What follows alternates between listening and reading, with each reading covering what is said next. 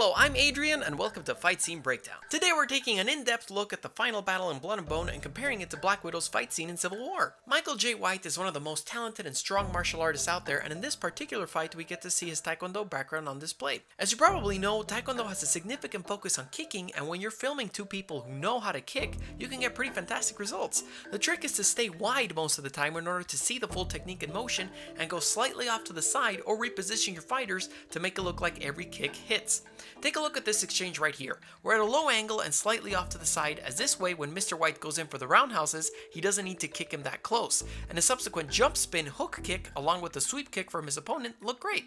Once he's done with his combo, as soon as his opponent begins his roundhouse, we immediately cut to another wide, this time from the side since we don't have to sell any hits at all, and we get to appreciate the awesome 540 kick on display. Compare this to Black Widow's kicking scene in Civil War. The camera is still wide, but bobbles up and down, immediately cuts after only one kick to kind of see the spin hook kick, and once again cuts to show her finish off with a side kick. This happened because they were trying to cover the stunt double's frequent pauses between techniques in the wide, along with the soldiers just standing there waiting to get hit, seen here in the behind the scenes footage. And they also wanted to sneak in a ScarJo shot at the very end so you remember you're supposedly seeing her. But when you're dealing with two talented martial artists, such as in Blood and Bone, you don't need to worry about hiding your fighters behind shaky cam or frequent cuts. As we saw with the Ip Man fight scene breakdown, you get to see real martial arts fundamentals when you narrow down your fighting style.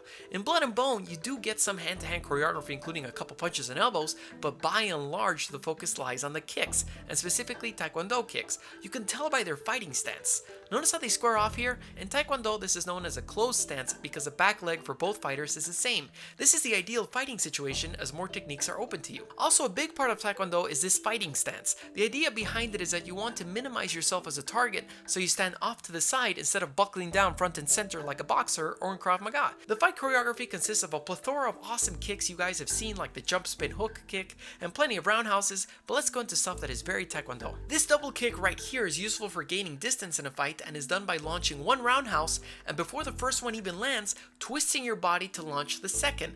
The next technique is a quick front roundhouse, the equivalent of a jab. It's not very strong, but it's fast and useful for setting up follow-up attacks. In this case, the kick, curiously enough, sets up a jab. This spectacular 540 kick actually has the same fundamentals as a tornado kick that Daredevil throws, but as you can see, becomes ludicrously flashy by coming after a spin hook and also aiming the kick extremely high. What follows is a most impressive combo in the fight. It starts with a low roundhouse, which his opponent easily blocks with his own leg, morphs into an attempted axe kick, which is also blocked, but in doing so exposes his stomach, giving him a chance to score a very short, not fully extended side kick, but succeed in pushing the man back a few steps, giving him the space he needed to execute a kick to the man's head. Now take a look at that at full speed.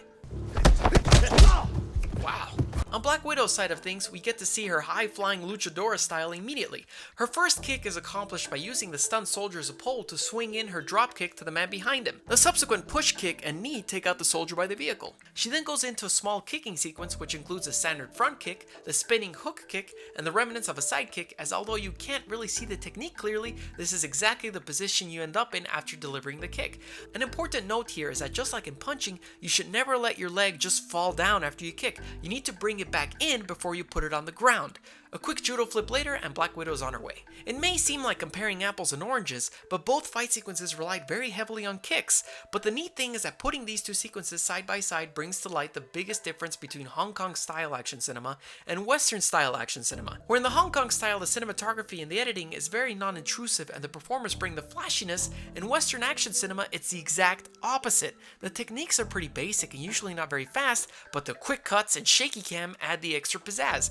Of course, I'm not knocking Civil War as a whole, as other sequences in the film, notably Black Panther's, still bring the pain in a clear manner. Join my Patreon to get access to cool behind the scenes stuff and a bunch of other rewards. What did you guys think of the fights? Which fight would you like me to analyze next? Subscribe and you can follow me on my Twitter, Instagram, and brand new Facebook fan page, Godzillarex. See you next time.